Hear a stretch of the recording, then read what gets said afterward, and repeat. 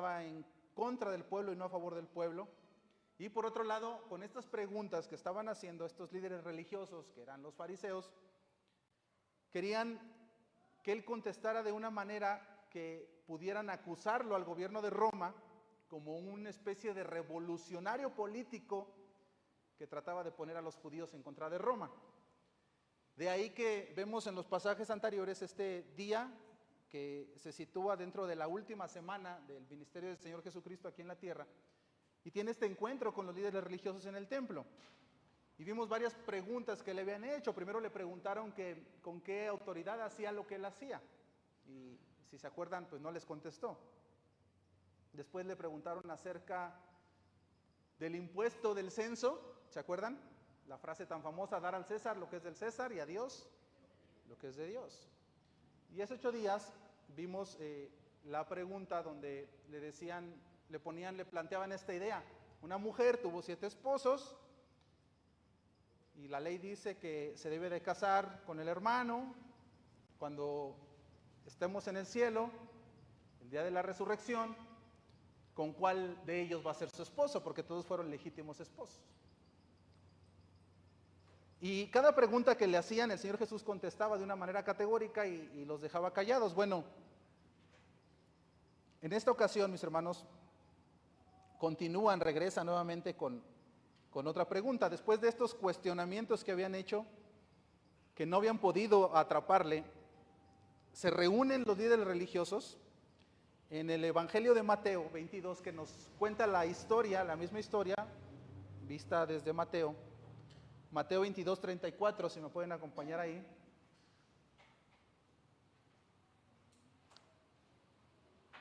Mateo 22, 34, si trae su Biblia, ahí está.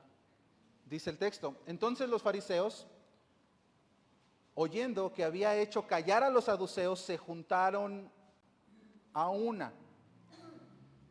O sea, es como que dijeron, ya no le podemos atrapar. Hicieron reunión entre los líderes y dijeron, ¿cómo podemos ahora atraparlo? Le decimos una cuestión que es una pregunta que no tiene respuesta y nos responde y nos deja callados. ¿Qué vamos a hacer ahora? Es lo que estuvieron tramando. Los fariseos, mis hermanos, dice aquí, entonces los fariseos, oyendo que había hecho callar a los saduceos, se juntaron. Debemos de recordar que los fariseos eran los intérpretes de la ley judía, de la ley de Dios. O sea, eran los encargados de enseñar la ley y de dar la aplicación a los judíos. En otras palabras, eran los encargados de predicar la palabra de Dios. Ellos explicaban el consejo de Dios, de la ley de Moisés y del Antiguo Testamento. Era por eso que a ellos se les llamaba, a los fariseos, maestros de la ley. El evangelista Lucas los describe como doctores de la ley. O sea, que estaba diciendo, son los que más conocen de la Escritura. Eran los teólogos del momento. Entonces, si algo sabían estos hombres era acerca del Antiguo Testamento, acerca de la Biblia. Y seguramente ellos pensaron, pues vamos a atacarlo por ahí. Nosotros somos teólogos, vamos a ponerle una pregunta de la ley que no sepa contestar. Así que usando su conocimiento teológico, le hacen un cuestionamiento teológico. ¿Cuál es el gran mandamiento? Esa es la pregunta que le están haciendo a Jesús. Y eso es lo que habla el texto, y la respuesta de esta pregunta es la pregunta que los fariseos van y hacen a Jesús. Y este texto que leyó nuestro hermano, pues es la respuesta a esa pregunta. Y podemos dividir este texto en 3 encabezados, nada más para darle un orden y no perdernos en el texto, que está un poco largo. En el versículo 28 es la pregunta sobre el gran mandamiento.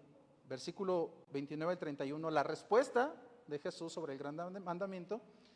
Y el versículo 32 al 34 es la reacción de esta persona que le está preguntando al gran mandamiento. Entonces vamos a ver en primer lugar la pregunta sobre el gran mandamiento. Acompáñame nuevamente al versículo 28. Marcos 12, 28.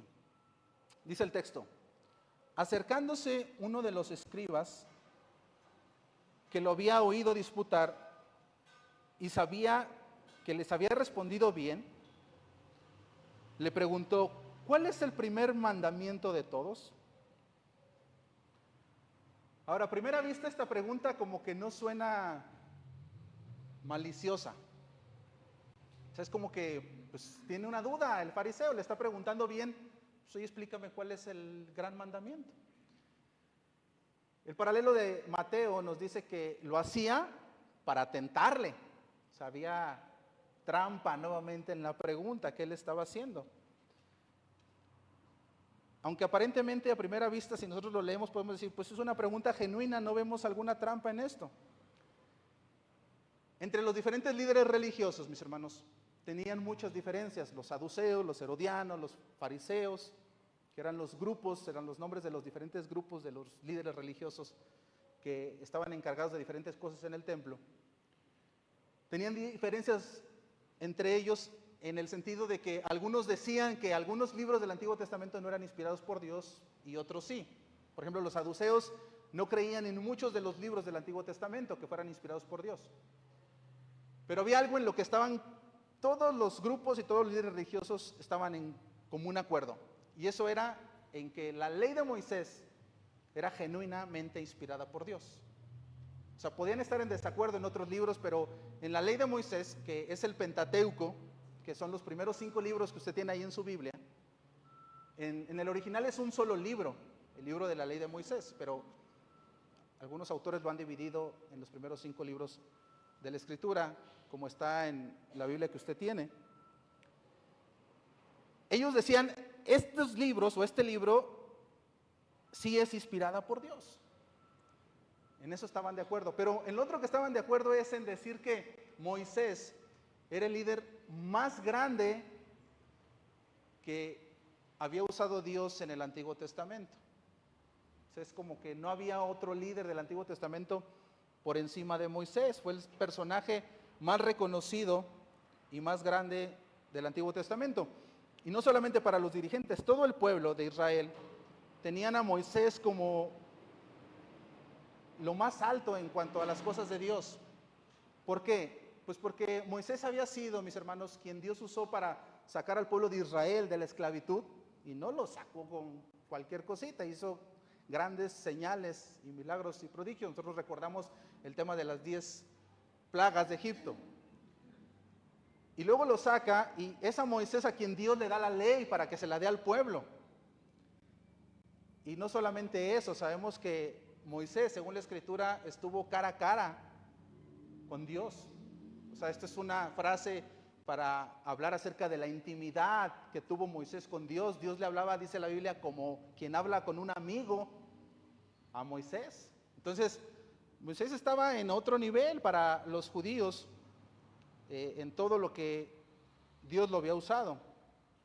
Ahora, con esto como antecedente, podemos entender por dónde iba la trampa de la pregunta que le están haciendo. Le dicen, dinos cuál es el gran mandamiento. El Sanedrín y los líderes religiosos esperaban que el Señor Jesús contestara algo fuera de la ley de Moisés. Es decir, que dijera un mandamiento que no se mencionara dentro de los primeros 5 libros de la ley. ¿Por qué? Y vean dónde está la trampa.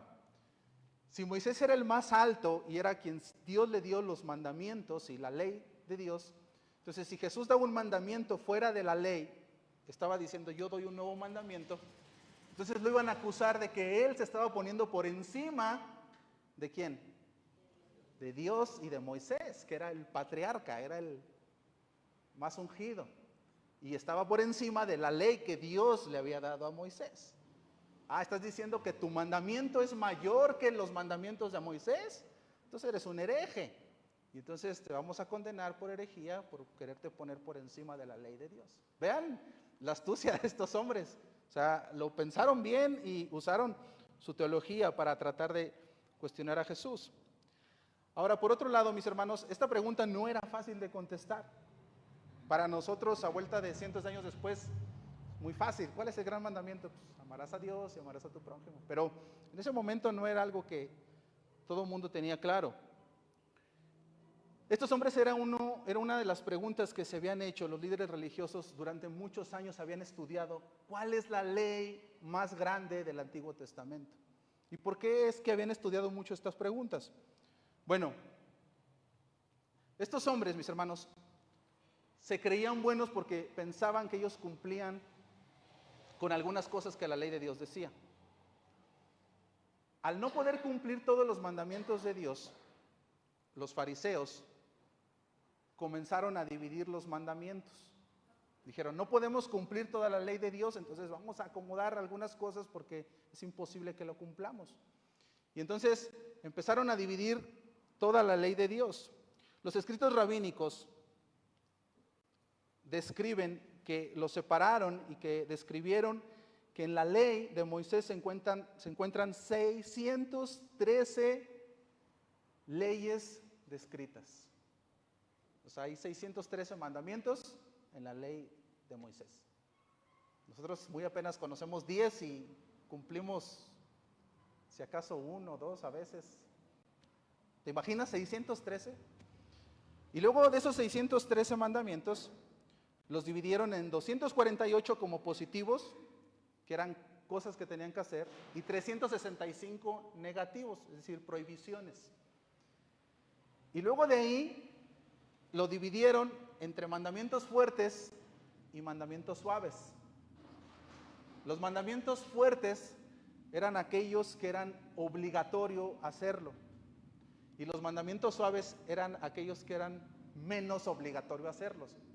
O sea, fíjense, tenían que jugar con las palabras porque pues no podían decir que no era obligatorio, toda la ley era obligatoria, pero decían, pues estos son menos y estos son más a fuerzas. O sea, como que si no quieres cumplir uno, pues no cumplas el que es menos fuerte. ¿Les suena esto algo parecido a lo de las religiones tradicionales? Ellos clasifican los mandamientos de Dios. Te dicen, mira, si haces este mandamiento, pues hay más o menos, estás con Dios. Y haces este otro, eso es mucho pecado, entonces eso es mal. Incluso se describe como pecados de muerte o pecados que no te dan muerte. Veniales y mortales. ¿Sí? Los que vienen de la raíz católica. ¿Sí estoy bien? ¿O? Pecado, no, capitales creo que son otros. O sea, los dividen como, hay ciertos pecados que no son tan malos. Por ejemplo, mentir, pues todos mentimos, no es tan malo mentir. Pero si matas, pues eso es muy malo. Y nosotros sabemos que pues, cualquier pecado te aleja de Dios. Entonces, era algo más o menos lo que habían hecho los fariseos con este tema. Ahora, ¿qué era el problema con esta clasificación que habían hecho? Entre unos son fuertes y otros son débiles. Pues que no se ponían de acuerdo entre ellos. O sea, para los que unos eran fuertes, para otros eran débiles. Y para que los otros que eran suaves, para otros decían, no, estos pecados son muy fuertes. ¿Y de qué dependía? Pues de qué batallaban, con qué cosa cada uno. Si yo decía, yo batallo con los ídolos, eso no es tan fuerte. Si no batallo con el adulterio, pues ese es fácil. Entonces, pero el otro batallaba diferente y entonces cada quien lo clasificaba como mejor le convenía. Y el problema en esta clasificación era que no se podían poner de acuerdo, entonces, ¿cuál era el mayor mandamiento dentro de lo que ellos creían que era peor hacer o no hacer? Y entonces tenían bien estudiado este tema. O sea, habían estudiado todos los mandamientos y no se podían poner de acuerdo en decir cuál es el mandamiento más fuerte que debemos de cumplir. Unos decían uno, otros decían otros. Entonces, por eso es que no era tan fácil cumplirlos. Mis hermanos, y aquí hay una enseñanza para los legalistas. ¿Qué es un legalista? Los legalistas de esa época, pero también en nuestra época hay legalistas. Los legalistas son aquellas personas, mis hermanos, que creen que la salvación es por obras. O sea, sí, la salvación es por Cristo, pero aparte tú tienes que hacer esto. Y te dan las cuestiones de reglas, y si tú no haces esas reglas, entonces no estás con Dios. Eso es el legalismo. Ahora, estos hombres, mis hermanos, tenían este problema. ¿Por qué? Si ellos dicen, tienes que cumplir ciertos mandamientos, el problema es que había 613 mandamientos que cumplir. O sea, si yo te digo, está bien que creas en Cristo, pero aparte tienes que guardar el sábado. Por ejemplo, los sabatistas, la religión adventista, enseña que tienes que creer en Cristo, pero tienes que guardar como día de reposo el sábado. Si tú no lo guardas, estás destituido de la gloria de Dios. Hay otros que enseñan Cristo, pero tienes que abstenerte de ciertos alimentos. No puedes comer, por ejemplo, carne de cerdo u otras cosas. Crees en Cristo, pero tienes que hacer ciertos rituales ceremoniales de purificación, como el lavamiento de manos y otras cosas. La religión tradicional enseña que es Cristo más los sacramentos: bautismo, primera comunión, confirmación, etc. Y entonces dices, bueno, ok, tengo que cumplir esos mandamientos. ¿Y los otros 613? Ahí está el problema, porque nadie puede cumplir los 613. O sea, si yo digo, es Cristo más algo, pues entonces tienes que cumplir los 600. Hubo por este tema dentro de la primera iglesia. Los fariseos que se habían convertido al cristianismo contra los gentiles, los que no eran pueblo de Dios, que se habían convertido al cristianismo, y los apóstoles. Los fariseos que se habían convertido al cristianismo decían, sí, está bien que creas en Cristo, la salvación es por Cristo, pero tienes que guardar también la ley de Moisés. Te tienes que circuncidar, no puedes comer ciertos alimentos y tienes que hacer estas otras cosas. Y entonces, los gentiles que no sabían nada de eso, que habían llegado a la iglesia, ahora los mandaban a circuncidarse, los mandaban a no comer ciertos alimentos. ¿Y los discípulos qué dijeron respecto a este tema? Versículo 10 dice, hablándole a los fariseos convertidos al cristianismo, que estaban metiendo la ley ahora a la iglesia. Ahora pues, ¿por qué tentáis a Dios? Mira cómo le llama la Biblia a aquellos que quieren introducir la ley a la gracia de Cristo en la iglesia. Es tentar a Dios. O sea, toda esta gente que enseña, pues sí es Cristo más el sábado, es Cristo más la obra, es Cristo más esto. Dice, estás tentando a Dios. ¿Por qué tentáis a Dios poniendo sobre la cerviz de los discípulos un yugo que ni nuestros padres ni nosotros hemos podido llevar? O sea, les está diciendo, ¿por qué les están dando mandamientos que ni ustedes cumplen, no los pueden llevar, y ni sus padres los pudieron llevar en su momento? Entonces, ve el conflicto que se estaba situando por este tema. Y ese es el pensamiento del legalista, mis hermanos. Pero se encuentra con este conflicto. Sí, ¿y cuáles mandamientos voy a cumplir y cuáles mandamientos no voy a cumplir? Y entonces, es por eso que estos hombres tenían muy bien estudiada esta pregunta. ¿Cuál es el mayor mandamiento? Y entonces esta pregunta tiene doble trampa, la que le están haciendo al Señor Jesús. Por un lado, le están preguntando, ¿cuál es el mayor mandamiento? Si dice algo que no está dentro de la ley de Moisés, lo van a tachar de hereje y de querer colocarse por encima de Moisés y por encima de la ley de Dios. Y por otro lado, lo que él respondiera en este momento seguramente era algo que ellos ya tenían muy estudiado, porque llevaban años tratando de clasificar cuál era el mayor mandamiento y cuál era el menor mandamiento. Entonces, por cualquier manera, ellos creían que iban a vencer a Jesús con esta pregunta teológica. Sin embargo, la respuesta de Jesús, como las anteriores, los va a dejar callados completamente. Y eso nos lleva al segundo encabezado, la respuesta sobre el gran mandamiento. Vayan al versículo 29.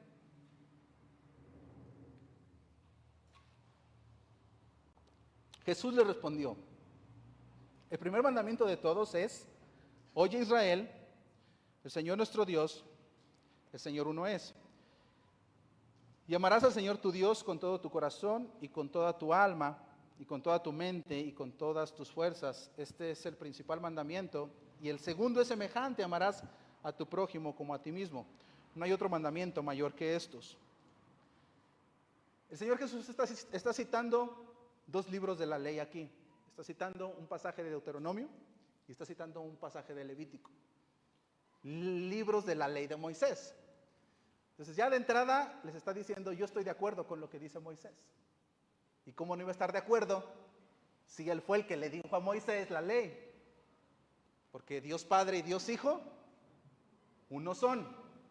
Entonces, pues ya era imposible atacarlo por ahí. Si yo estoy completamente de acuerdo con lo que dijo Moisés, yo le dije a Moisés qué tenía que hacer. Entonces, cita Deuteronomio y cita Levítico. Vamos a ver el primer mandamiento citado en Deuteronomio. Acompáñame a Deuteronomio 4:6, capítulo 6, versículo 4 al 5. Vamos a revisar estos dos mandamientos. Dice el Deuteronomio 6, que es el primer mandamiento que cita aquí el Señor Jesús. Dice, oye Israel, Jehová nuestro Dios, Jehová uno es. Y amarás a Jehová tu Dios con todo tu corazón y toda tu alma y con todas tus fuerzas. Mis hermanos, este es el mandamiento base de todos los mandamientos. ¿Por qué?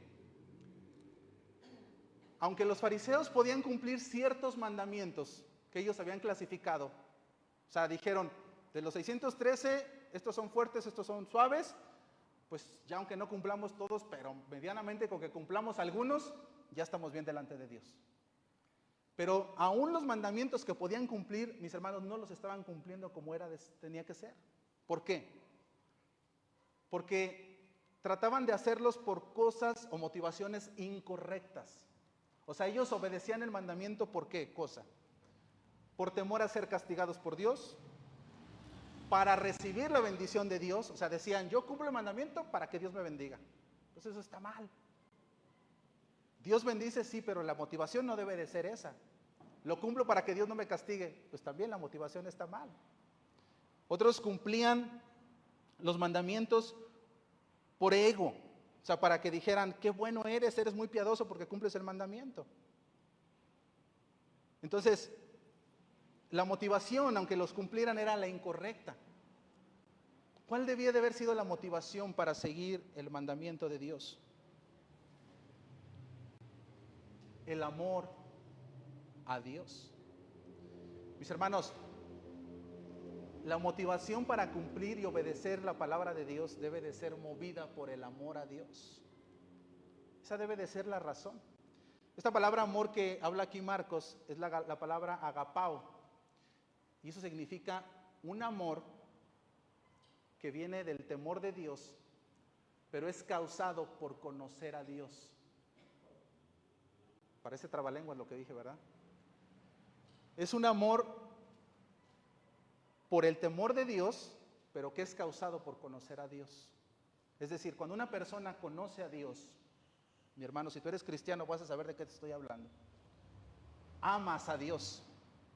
Inexplicablemente hay un amor a Dios que te hace llorar, que te hace caer de rodillas, que te hace querer adorarlo, que te hace querer alabarlo, que te trae un gozo en tu corazón, que no entiendes por qué, porque tienes un montón de broncas alrededor, pero conoces a Dios y lo amas y dices, gloria a Dios. Y los que están al lado te dicen, ¿qué te pasa si tienes un montón de broncas? Sí, pero yo estoy gozoso en el Señor. ¿Y qué dice la gente? Pues está loco ¿verdad? Porque el evangelio es locura para los que se pierden, pero es gozo para los que se salvan. Entonces, cuando tú tienes un encuentro con Dios, amas a Dios y de ese amor es que proviene la obediencia. O sea, tú empiezas a obedecer a Dios y a tratar de seguir los mandamientos de Dios. ¿Por qué? Por ese amor que tú ahora sientes genuino de corazón por Dios. Si nosotros no sentimos ese amor a Dios, es porque aún no conocemos a Dios. Y entonces, aunque intentemos seguir mandamientos de Dios, pues va a ser imposible, va a ser una carga en nosotros porque no hay un móvil correcto para seguir el mandamiento. Y entonces por eso andamos titubeando, a veces sí, a veces no, pensamos que es de ganas, lo hacemos como andemos de nuestra motivación. Pues eso nos dice que aún no conocemos a Dios genuinamente, a lo mejor lo conocemos de oídas como lo conocía Job, pero falta ese amor. Entonces, estos hombres, aunque cumplían con ciertos mandamientos, el móvil por el cual hacían los mandamientos era erróneo completamente. Lo hacían por cualquier otra forma, otra cosa, pero no era el amor a Dios. Y es por eso que el mismo mandamiento dice cómo se ve esa obediencia en amor a Dios. Y nos explica cómo debe de ser ese amor. Y dice el texto del mandamiento que debemos de amar a Dios con todo nuestro corazón, con toda nuestra alma, con toda nuestra mente y con todas nuestras fuerzas. ¿Y eso qué significa? El corazón, mis hermanos, son los pensamientos. Yo tengo que amar a Dios con todo mi pensamiento. Ese es el corazón. Del corazón emanan los malos pensamientos y los buenos pensamientos también. Tengo que amar a Dios con mi pensamiento. El alma tiene que ver con las emociones. Tengo que amar a Dios con mis emociones. La mente es la voluntad o la intención y la fuerza, el funcionamiento. Entonces, el amor verdadero a Dios proviene de la inteligencia, la emoción, la voluntad y la actividad. Y quiero que veas cómo está conectado esto. Mis hermanos, dice la Biblia que nosotros debemos adorar a Dios con emoción. o sea, con nuestras emociones, con nuestro sentimiento. Y es por eso que a veces cuando estamos adorando a Dios, tú no quieres llorar, pero lloras. ¿No te ha pasado eso? De que hasta te da vergüenza y ahí estás con todo aquí escurriendo y dices, no quiero llorar, y lloras, porque luego los hermanos te dicen, ¿qué tienes, hermano? No, estoy gozoso, pero estoy adorando a Dios. Y esas emociones no las puedes detener, simplemente hay algo que sale. Ahora, estas emociones, mis hermanos, van de la mano ¿con qué? Con el intelecto de la palabra de Dios, con el conocimiento de la palabra de Dios. ¿Por qué te digo esto? Porque hoy se ha dado mucho, mis hermanos, en muchas congregaciones donde se alaba a Dios con mucha emoción, pero sin el entendimiento bíblico. Y esto no puede ser así. O sea, mis emociones no pueden controlar el razonamiento bíblico. El conocimiento bíblico tiene que controlar mis emociones. Es decir, si a mí me dan ganas de revolcarme como chapulín en el piso, ¿qué dice el conocimiento bíblico? Eso no es correcto. Hacer todo decentemente y con orden. ¿Sí ven el punto?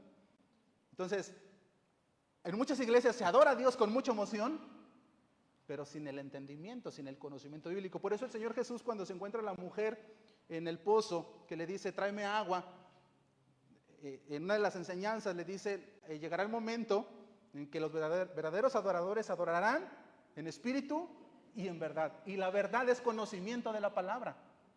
O sea, es la cabeza. No puedes adorar a Dios sin usar, me desconecto y pura emoción, y no estás adorando a Dios como en espíritu y en verdad. Entonces, emoción, conocimiento bíblico, con voluntad y de manera física, la acción. Ahora, resumiendo este mandamiento, mis hermanos, lo que está diciendo es que el adorar a Dios involucra todo nuestro ser. O sea, todo lo que tú eres, adora a Dios en todo momento y en todo lugar. Eso es amar a Dios con toda tu mente, alma, fuerza y corazón. Adorar a Dios con todo tu ser, en todo momento y en todo lugar. Ahora, los fariseos conocían este mandamiento. De hecho, es un mandamiento muy conocido. Le llaman Shema, que Shema es escucha, y viene del inicio del mandamiento, escucha Israel, Jehová nuestro Dios, Jehová uno es. Y el Shema lo repiten cuando se levantan y cuando se acuestan. Esa es su oración. Amarás al Señor tu Dios con toda tu mente, alma, fuerza. O sea, lo saben de memoria. El punto es, mis hermanos, que aunque era una oración muy conocida y la repetían todos los días, ellos pensaban que con guardar solamente ciertos mandamientos que a su conveniencia o a su creer pensaban que eran los más importantes, creían que con eso estaban amando a Dios. Y vemos que no es así. El amar a Dios tiene que ver, el cumplir este mandamiento tiene que ver con emplear todo tu ser en amor a Dios, todo tu mente, todo tu corazón, toda tu alma, todas tus fuerzas, y no solamente en hacer algunas cosas que Dios ha mandado. Incluso si las hacemos por las motivaciones incorrectas, ya estamos desobedeciendo a Dios. Entonces vean, mis hermanos, cómo estos hombres decían, yo estoy amando a Dios porque cumplo 5 mandamientos que son fuertes. Los haces y ni siquiera los estás haciendo internamente. O sea, este mandamiento nos enseña que la obediencia no solamente es externa, sino que la obediencia tiene que venir desde adentro. Si obedecemos únicamente de manera externa, no estamos obedeciendo. Eso es lo que dice la palabra de Dios. Si yo vengo a la iglesia y en mi corazón está no venir a la iglesia, pues estoy desobedeciendo de todas maneras aunque haya venido. Y esto no lo vayas a tomar como pretexto para decir, pues al cabo de todos voy a estar en desobediencia, mejor me quedo en mi casa a desobedecer. No, es doble desobedecer a Dios. Que somos listos para esas cosas, ¿verdad? Dijo el pastor que si venía a fuerzas estaba desobedeciendo. Doblemente estás desobedeciendo a Dios. Entonces, mis hermanos, ¿sí queda claro el alcance de este mandamiento? Amarás a Dios. Amar a Dios es amarlo con todo tu ser, todo el tiempo, a todas horas. Y la pregunta para nosotros es, ¿tú estás amando a Dios con todo tu ser, con todo tu mente, o sea, todo tu pensamiento, todo lo que ven tus ojos, todo lo que sale de tu boca, todo lo que haces todos los días, todas tus acciones en todo momento y en todo lugar, ¿glorifican el nombre de Dios? Esa es la pregunta que debemos de hacernos. Porque si no, estamos desobedeciendo a Dios. Lo vamos a ver en un momento. Y el Señor Jesús no terminó con ese primer mandamiento, sino que lo complementa y da una segunda parte de ese mandamiento, versículo 31 de Marcos 12. Dice el texto, y el segundo es semejante. Amarás a tu prójimo como a ti mismo. No hay otro mandamiento mayor que estos. Ahora Jesús está citando Levítico 19:18. No vengarás ni guardarás rencor a los hijos de tu pueblo, sino amarás a tu prójimo como a ti mismo. Ahí está el mandamiento. Ahora, este mandamiento, mis hermanos, está vinculado con el primer mandamiento. No puedes separar estos dos mandamientos. Tú no puedes decir, bueno, yo amo a Dios, pero no amo a mi prójimo. No, son iguales, son el mismo mandamiento. En Juan, en la primera carta de Juan, capítulo 4, versículo 20, nos enseña el alcance del mandamiento completo. Dice el texto, si alguno dice, yo amo a Dios y aborrece a su hermano, ¿qué es? Mentiroso. Para todos aquellos que dicen, yo amo a Cristo, pero a la iglesia no, me caen gordos. Pues estás diciendo, es como si le dices a tu esposa, pues amo tu cara, pero tu cuerpo lo aborrezco. Pues no tiene sentido. Eres mentiroso. ¿Por qué? Pues el que no ama a su hermano, a quien ha visto, ¿cómo puede amar a Dios a quien no ha visto? Si la iglesia es parte del cuerpo de Cristo y lo estás viendo y no lo amas, pues entonces ¿cómo puedes decir que amas a Dios? Ahora, mis hermanos, esta palabra del mandamiento de Dios dice, amarás a tu prójimo como a ti mismo. Y a veces estamos como los fariseos. Los fariseos, cuando se les dio este mandamiento, ellos decían, bueno, pero mi prójimo nada más es el judío que es temeroso de Dios. Y otros decían, no, mi prójimo es todos los judíos, menos los samaritanos, porque los samaritanos nos odiamos.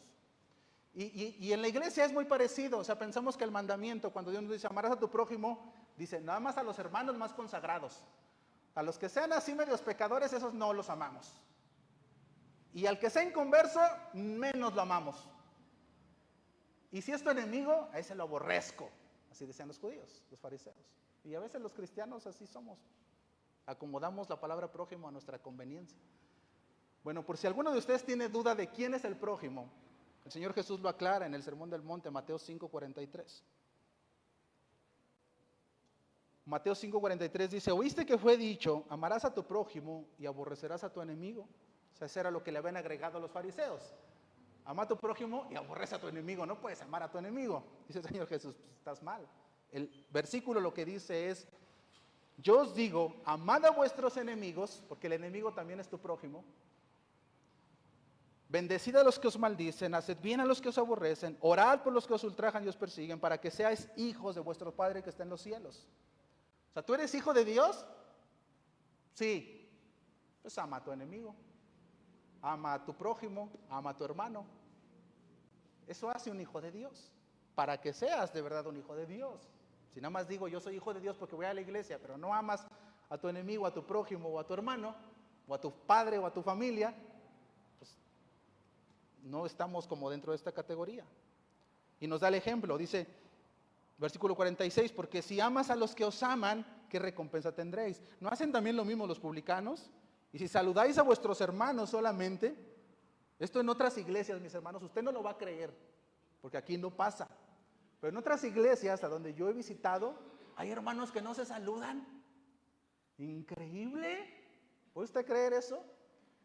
Está en la bolita de los que les caen gordos y le pasan por acá, nada más para saludar a los que sí son cuates. Y ese como me cae gordo, ese no lo saludo.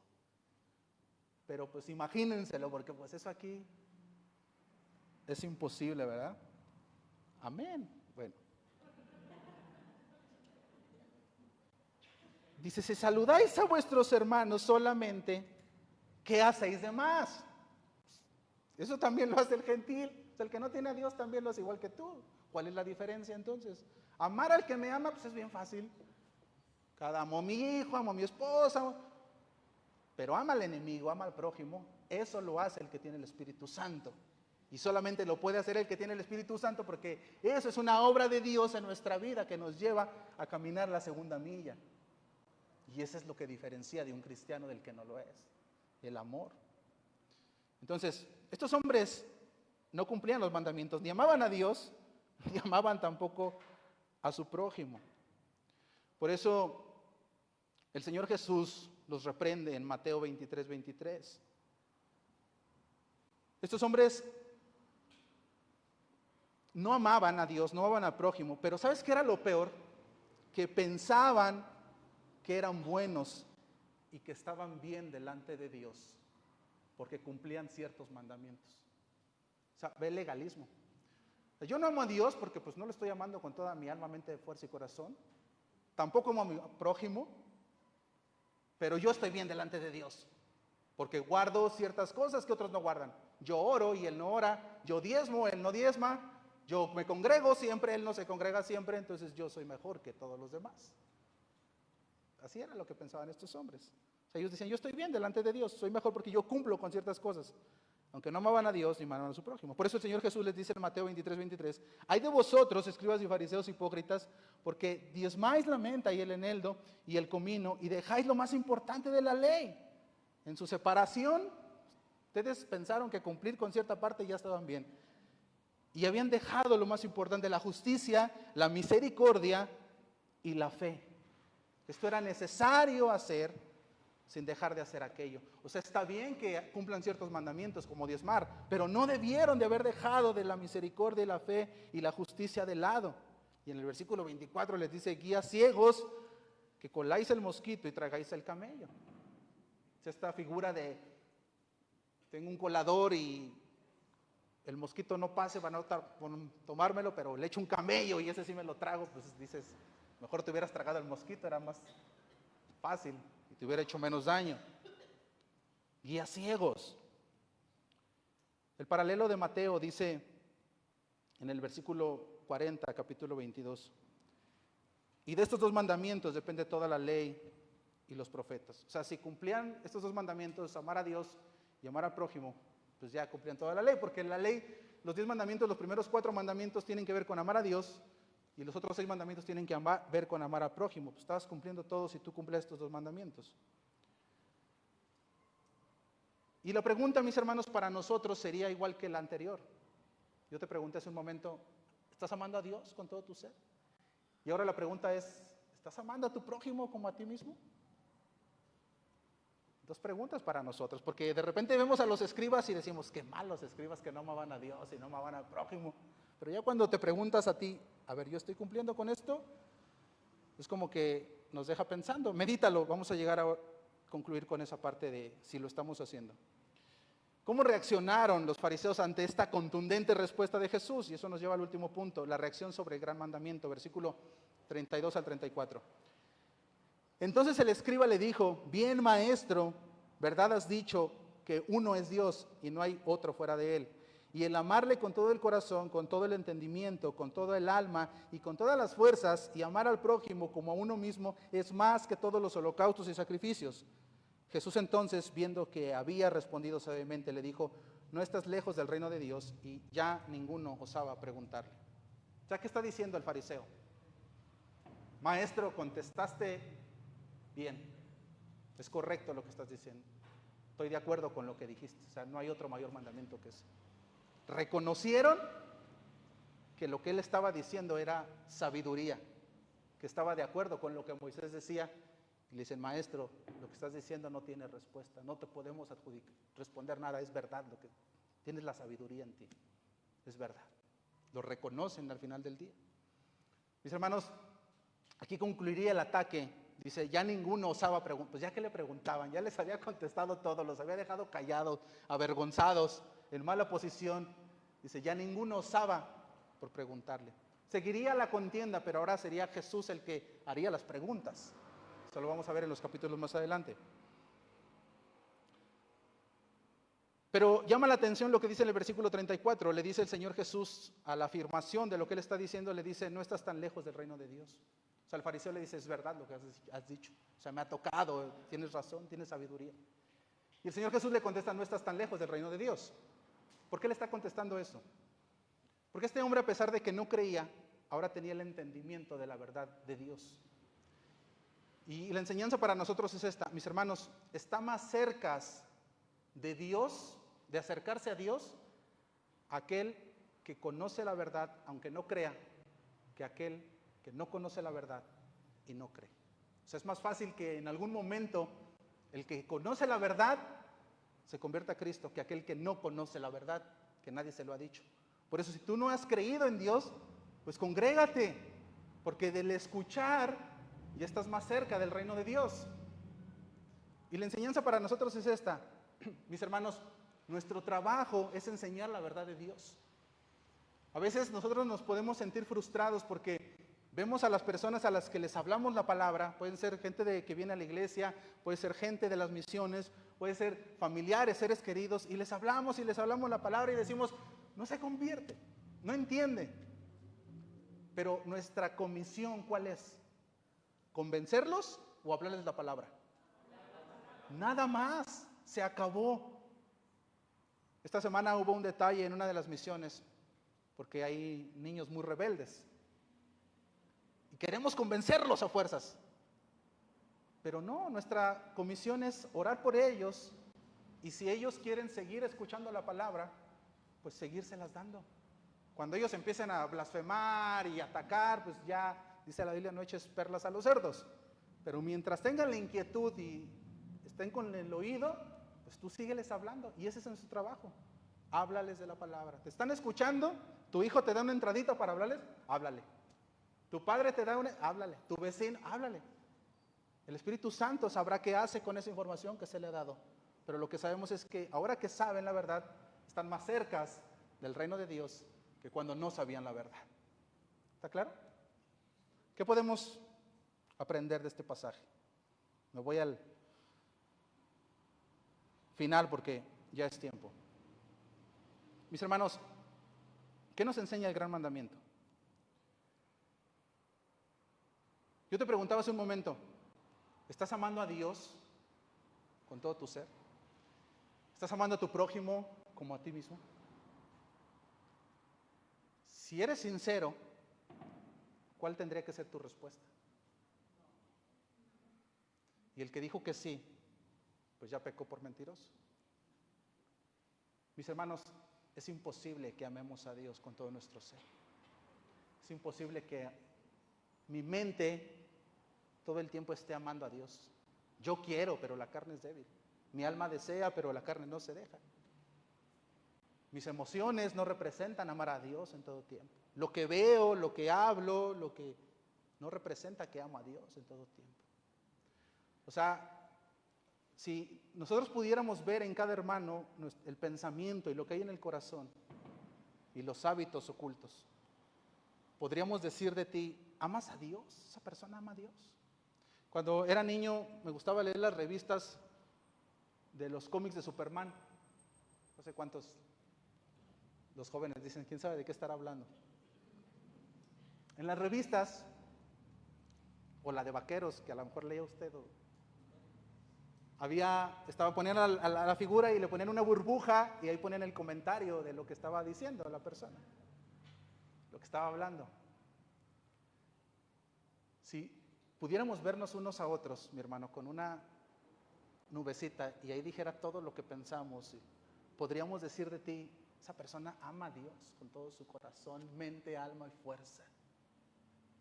O mejor le pondríamos una sábana para que nadie viera lo que estamos pensando. ¿Cuál sería, mi hermano? ¿Cuáles somos nosotros? Si somos sinceros, pues no amamos a Dios, no podemos amar a Dios. Y la otra pregunta, ¿amas a tu prójimo como a ti mismo? ¿Amas a tu enemigo? Amar, a veces es difícil amar al que te ama. Entre esposos, a veces el esposo lo ama y la esposa no. ¿Cómo vas a amar al enemigo? Es todavía más complicado. Al prójimo, ¿cómo lo vas a amar? Entonces la pregunta es, ¿cumplimos con este mandamiento? Y entonces, ¿Qué nos lleva a esto, mis hermanos? El entendimiento de esto, de que no cumplimos el mandamiento, nos pone a pensar que en ningún segundo de nuestra vida merecemos gracia de Dios. Esto nos dice que somos faltos delante de Dios. El entender que no cumplimos con el principal y gran mandamiento nos enseña, mis hermanos, que no somos buenos y que no somos mejores que absolutamente nadie. Para todos los legalistas fariseos que tenemos en el corazón, de que pensamos que somos mejores porque hacemos cosas que otros nos hacen. ¿Amas a Dios? No. ¿Amas a tu prójimo? No. Ya rompiste todo. Estás igual que los demás. No eres mejor. Y entonces ese mismo pensamiento nos lleva a correr a la gracia de Dios. ¿Qué nos enseña este gran mandamiento? En primer lugar, mis hermanos, nos muestra nuestra condición de pecado delante de Dios. Si yo entiendo que no cumplo con el principal mandamiento, me muestra que soy un hombre falto, que soy un hombre pecador, que no merezco más que la condenación. Esa es tu condición y esa es mi condición. No se te olvide nunca. Porque de repente se nos empieza a olvidar nuestra condición de pecado, de cómo nos ve Dios, y empezamos a juzgar. Entonces no se te olvide que tu condición y mi condición es de condenación delante de Dios. Somos pecadores merecedores de una condenación. Pero es justo esa condición la que nos lleva a humillarnos y a reconocer a Cristo. Y entonces el gran mandamiento nos enseña nuestra condición de pecado, pero también nos enseña que somos justos por Cristo y solo por gracia. Él fue el justo, mis hermanos. Cristo fue el único ser humano que sí pudo amar a Dios con todo su ser cuando estuvo en la tierra. Y fue el único que pudo amar a su prójimo como a sí mismo todo el tiempo de su ministerio.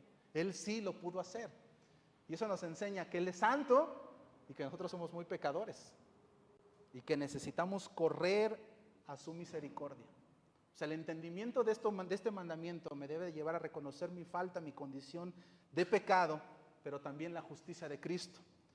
Y entonces al verme pecador yo tengo que correr a la gracia de Cristo porque es la que me justifica, es la que me da gracia. O sea, no somos santos por nosotros, somos santos por la gracia de Cristo. No se te olvide eso, porque eso nos hace poner énfasis en la justicia, en la misericordia y en la fe. Y eso es lo importante. Finalmente, este texto nos enseña el llamado a ser perfectos. El Sermón del Monte, cuando el Señor Jesús da estos dos mandamientos, amarás a Dios y amarás a tu prójimo, termina con este versículo, Mateo 5:48. Dice el texto: sed pues vosotros perfectos, como vuestro Padre que está en los cielos es perfecto. Y la enseñanza es esta, mis hermanos. Esto es un llamado a ser perfectos. Pero nosotros entendemos que no somos perfectos, porque no amamos a Dios y no amamos al prójimo. Pero aunque no somos perfectos, nuestra mira está puesta en eso. O sea, no porque no podamos, no quiere decir que lo vamos a dejar de hacer, porque el mandamiento es: sed perfectos como vuestro Padre que está en los cielos es perfecto. O sea, la mira sigue siendo la misma. Yo tengo que estar luchando todos los días, a pesar de mi naturaleza pecaminosa y mi carne, ¿con qué? Con amar a Dios, con toda mi mente, alma, fuerza y corazón. Eso debe de ser mi oración: Señor, ayúdame a amarte hoy más de lo que te amé ayer, porque no te amo lo suficiente. Ayúdame a amarte más. Y ayúdame a amar a mi prójimo como a mí mismo, Señor. Hoy ayúdame a amarlo como no lo amé ayer. Y cada día tengo que crecer en ese amor. O sea, ese amor es la meta. El amar a Dios y el amar al prójimo no deja de ser el punto y el propósito principal, aunque no lo logremos. Esa es la carrera y esa es la meta. Es como cuando Dios dijo: sed santos. ¿Por qué? Porque yo soy santos. ¿Y cuándo vamos a ser santos como Jesús? Pues nunca, pero ese es el objetivo. O sea, mi carrera va condicionada ¿hacia dónde? Hacia la santidad de Dios. Yo tengo que luchar todos los días por amar a Dios y amar a aquellos que son difíciles de amar, porque ese es el mandamiento. Pero no puedo perder de vista que soy pecador y mi condición no me ayuda a hacerlo, y que dependo de la gracia de Dios para poder lograrlo. Amén. Que el Señor bendiga su santa palabra. Perdone si me pasé unos minutos, pero era importante. Concluyo.